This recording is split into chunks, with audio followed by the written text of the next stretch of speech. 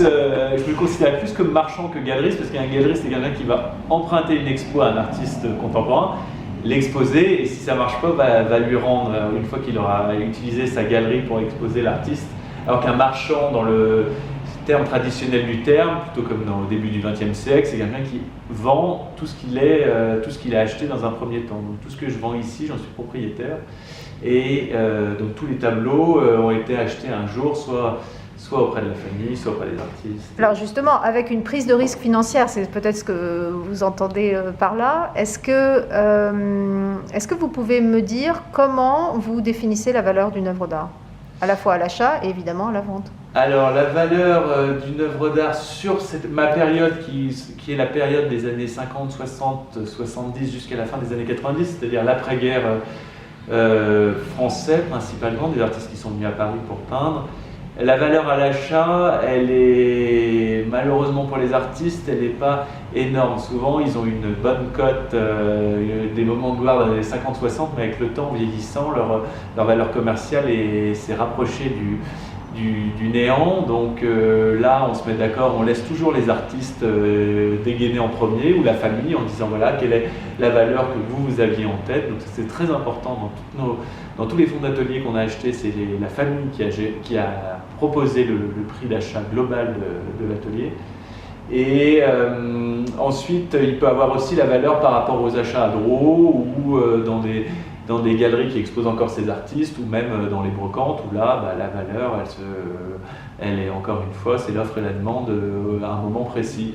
Et la revente est un peu différente, c'est qu'on a tout un tas, une fois qu'on a acheté les tableaux, il y a tous les frais de nettoyage, encadrement, restauration des toiles.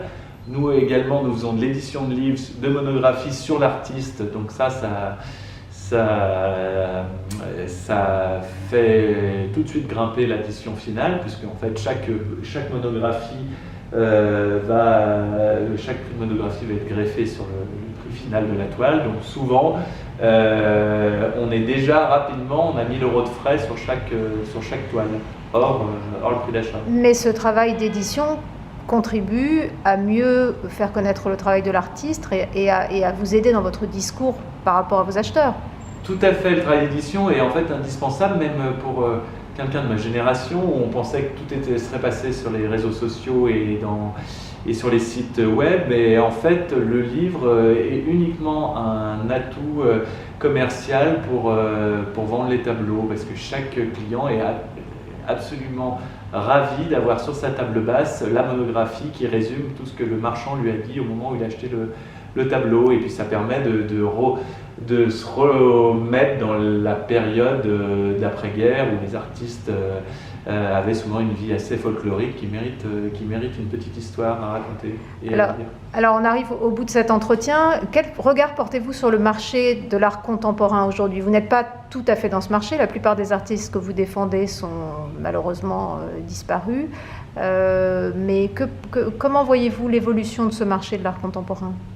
L'évolution, en fait, se fait maintenant. Effectivement, c'est triste, mais les plus grosses galeries ont réussi à passer le seuil critique, et malheureusement, toutes les petites galeries, les jeunes qui dans les années 2000 ont lancé leur galerie dans le Marais, ont aujourd'hui beaucoup de mal à survivre. On voit les statistiques. De toute façon, c'est 7 ans l'âge moyen d'une galerie. Donc l'art contemporain se fera avec le top du top, c'est-à-dire tous les petits artistes qui n'ont pas réussi à séduire les grands galeristes à une époque, malheureusement vont avoir du mal à s'en sortir. Alors quel conseil donneriez-vous à un artiste qui souhaite diffuser son œuvre et trouver des acheteurs aujourd'hui?